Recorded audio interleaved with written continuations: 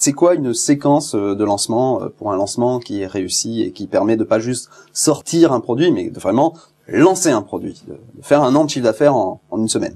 Je pars du principe que quand on a un produit ou service qu'on veut mettre sur le marché, quand on a une entreprise qu'on est en train de démarrer, on aimerait bien que ça démarre très vite. Idéalement. Voilà. Idéalement, on veut que le produit ou service qu'on a à vendre s'écoule très vite, parte très vite de nos étagères. C'est la métaphore que j'utilise en général. Ce que j'appelle la vélocité, c'est la vitesse à laquelle le produit commence à partir des étagères. Ouais. Et partir de nos stocks. Le problème, c'est que si on fait juste une sortie de produit, si par exemple, même si on fait une très belle description du produit, un très bon message, mais qu'on fait que du jour au lendemain débarquer et dire c'est disponible, venez l'acheter. Le problème, c'est que nos prospects sont en train de penser à complètement autre chose à ce moment-là. Ils sont occupés, ils ont leurs pensées sur un autre produit, une autre idée, un autre problème, un autre souci. Et si on veut que le produit ait une bonne vélocité, c'est-à-dire que le jour J, au moment où on ouvre les ventes, les gens soient déjà intéressés, ça veut dire qu'en amont, avant d'ouvrir les ventes, avant de sortir le produit, avant de prendre les commandes, il faut avoir intéressé le marché, nos prospects, à ce qu'on a à vendre. Ouais. Donc le concept du lancement orchestré, c'est de dire, on va essayer pour un produit donné, ou du moins un projet de produit, si on n'a pas encore créé le produit, parce que par exemple, là, l'atelier, il n'a pas encore eu lieu. Non. Tu sais déjà les grandes lignes de ce que tu veux enseigner dans l'atelier, mais l'avantage de lancer l'atelier, c'est que tu peux affiner le contenu en fonction de ce que les gens vont demander. Ah oui. Et puis le contenu, je sais qu'il a changé entre le moment du projet et le moment de l'atelier, quoi. Voilà. Puisque en tant qu'expert, de toute façon, ça c'est surtout pour ceux qui font des formations, des cours, du coaching, ce genre de choses. Quand on est expert, on a tendance à penser d'une certaine façon qui est absolument pas la façon de penser de 99% des gens. Et c'est pour ça que c'est aussi intéressant de faire un lancement pour dire ah tiens apparemment j'étais parti dans un truc. J'étais parti dans le mur. Voilà. Je suis parti dans un projet qui intéresse personne parce qu'ils n'ont pas la compétence, ils n'ont pas encore l'expérience nécessaire pour comprendre ce que j'avais l'intention de donner au début. Ouais. Donc il faut formuler différemment. Donc l'idée du lancement orchestré, c'est de prendre le produit ou le service, de distiller la promesse centrale en quelques mots, en faire une devise, ce que j'appelle un mantra, c'est-à-dire trouver quel est le cœur du message qu'on peut communiquer en une phrase, et ensuite faire en sorte que sur notre marché, du moins parmi les gens qu'on peut atteindre, soit nous-mêmes parce qu'on a une liste de prospects, soit via les partenaires, les affiliés, on fasse comprendre aux gens que leur objectif qu'ils ont déjà en tête sera plus facilement atteint grâce à ce mantra-là, ou que leur problème sera plus facilement résolu de cette façon-là. Donc si je suis sur le marché de la relaxation et que je veux vendre une nouvelle technique de relaxation en famille, je vais d'abord réussir à décrire ma promesse en une phrase, et ensuite je sais que si je répète suffisamment cette phrase-là en donnant des exemples, des explications, etc., j'arriverai à convaincre ceux dont les gamins ont des mauvaises notes à l'école, que c'est parce que en famille ils sont un peu trop tendus. J'arriverai à convaincre que ceux dont les gamins se sont mis à fumer, que peut-être que s'ils se détendaient plus en famille et qu'il y avait plus de communication, ça passerait mieux. Donc j'arrive à faire en sorte que leurs problèmes commencent dans leur esprit à trouver une solution qui est ce que j'ai décrit comme étant mon mantra. Et le jour J où je vais ouvrir les ventes, c'est beaucoup plus facile. Ouais, c'est ça. Et puis, t'as créé une attente pour le produit que tu vas vendre. Voilà, aussi. Ça joue énormément. C'est ça. Donc, pour la révolution vidéo, au début, le challenge, c'était de trouver quelle était la promesse centrale, quel était le mantra. Tout à fait. Et une fois que c'est trouvé, c'est beaucoup plus facile.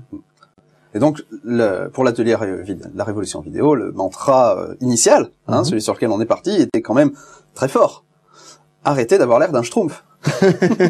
C'était l'idée du début, oui, c'est la première vidéo. Bon, ça a un peu évolué par la suite, mais ça a marqué, donc c'est resté. Donc l'idée, c'était d'arriver à l'exprimer en termes de bénéfices recherchés par par la personne qui veut s'inscrire. Donc c'est devenu la vidéo est le moyen le plus facile, le plus rapide d'augmenter vos ventes et votre notoriété sur votre marché Tout à fait. en un temps record. Donc je vois que on a bien maintenant la notion de pourquoi un lancement, mais comment un lancement. Quelle est la structure, la séquence que tu préconises? Je crois que de façon classique, une séquence de lancement orchestré pour toi, c'est quelque chose qui va avoir 4 pièces de contenu, 4, donc dans notre cas 4 vidéos. Est-ce que tu peux nous donner un petit peu les grandes lignes de ce que doivent être ces 4 éléments de la séquence? Ok.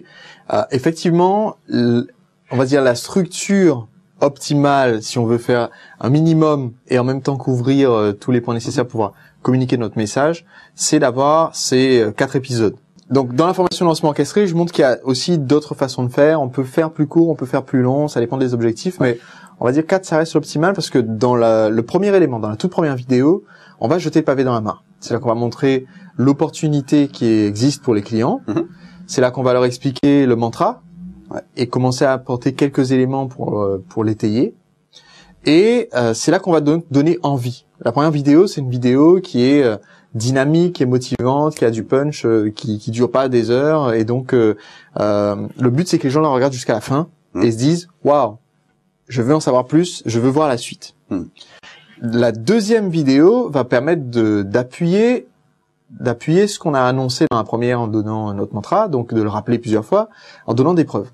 Ça marche vraiment, ça a marché pour un tel, ça a marché pour moi, ça a marché aussi pour mes clients, voilà des preuves, voilà comment ça marche en France, aux États-Unis, au Japon et partout dans le monde. Donc c'est là qu'on a l'opportunité de prouver que ce qu'on a annoncé au début, c'était pas juste un effet d'annonce, c'était pas du pipeau. Il y a une autre façon de dire ça marche, qui est aussi d'apprendre aux gens une technique qui peuvent essayer tout de suite et constater que ça marche. Oui. C'est ce qu'on a fait dans le cas de la révolution vidéo avec la vidéo 2, qui était une vidéo de contenu essentiellement centrée, enfin, au niveau du contenu pédagogique, c'était centré sur la notion de cadrage, comment cadrer correctement ses photos et ses vidéos. Et ça, n'importe qui a un téléphone portable et qui fait une photo, la prochaine fois, il se rappelle de la vidéo, il fait « Ah tiens, je vais essayer. Ah ouais, c'est vrai que maintenant mes vidéos, elles ont de la gueule. » Donc l'idée, c'était d'apporter un maximum de résultats le plus rapidement possible sur celle-là. C'est une opportunité souvent de donner un peu de travail à faire à la maison en disant ben voilà, j'organise un petit concours, faites ça, ou bien on va faire un jeu, utilisez mon conseil, revenez vers moi en me disant ce que ça a donné. Et c'est aussi l'opportunité du coup de se rapprocher de son audience, parce que si on leur dit utilisez mon conseil, venez me raconter et je vous donnerai mon commentaire, les gens se disent waouh, ça me donne l'opportunité d'avoir un retour d'un professionnel sur ce que j'ai fait. Ouais, tout à fait. J'ai reçu je sais plus combien, mais plus d'une vingtaine de vidéos. Je veux dire des gens qui avaient jamais fait de vidéo de leur vie. J'ai eu plus de 500 commentaires le jour du lancement de l'atelier. Je parle pas de la révolution vidéo en ligne. Je parle du lancement de l'atelier. Il y a eu plus de 500 commentaires et là-dessus plus d'une vingtaine qui sont allés jusqu'à m'envoyer effectivement une vidéo en appliquant exactement les conseils que j'avais donnés. Donc quelque chose qui demandait une vraie implication personnelle, quoi. Et plus les gens sont impliqués, plus ça rajoute d'énergie pendant le lancement, plus ça rajoute d'anticipation pour le produit et donc de chances d'acheter le produit plus tard.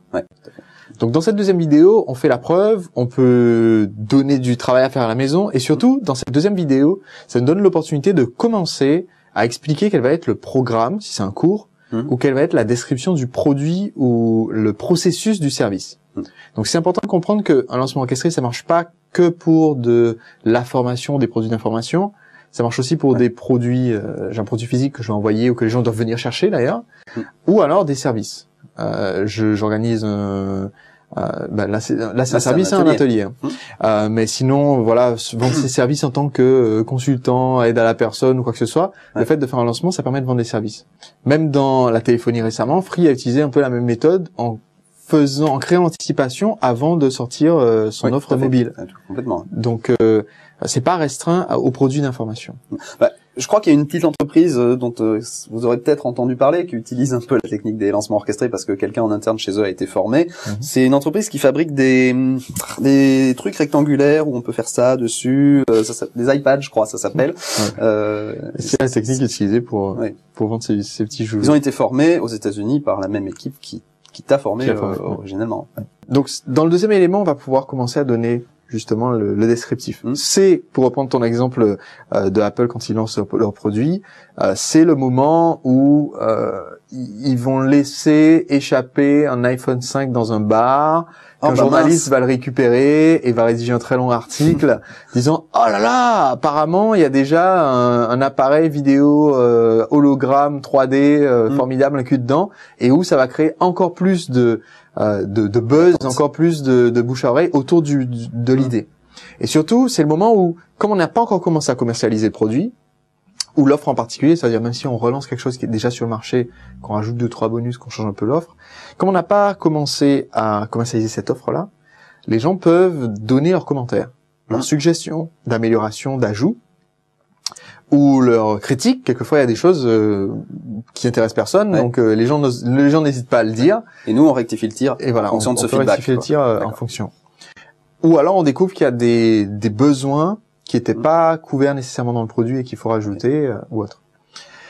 Et donc, maintenant, ça permet de revenir avec le troisième élément, la troisième vidéo en général. Et sur cette troisième vidéo, on va pouvoir dire, on va pouvoir dire, c'est très français, je vous ai entendu. Je vous ai compris. Voilà. Et donc, là-dessus, on va pouvoir répondre aux questions. On va donc faire en général une troisième vidéo qui répond aux questions, aux objections et qui complète ce qui a été dit, qui donne les dernières informations sur le cours, la date d'ouverture des ventes, en l'occurrence c'est ce qui a été fait pour l'atelier, ou les dernières informations sur le produit ou sur l'offre, et la date d'ouverture des ventes.